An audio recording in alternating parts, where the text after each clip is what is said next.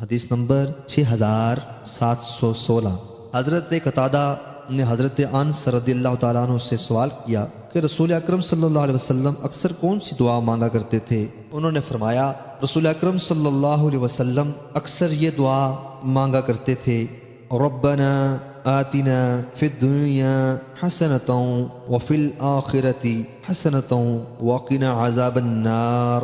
اے ہمارے رب، ہمیں دنیا میں بھی بھلائی عطا فرما اور آخرت میں بھی بھلائی عطا فرما اور ہمیں جہنم کے عذاب سے بچا۔ حضرت قتادہ فرماتے ہیں حضرت انس رضی اللہ تعالیٰ عنہ جب بھی دعا کا ارادہ کرتے تو یہی دعا مانگتے تھے۔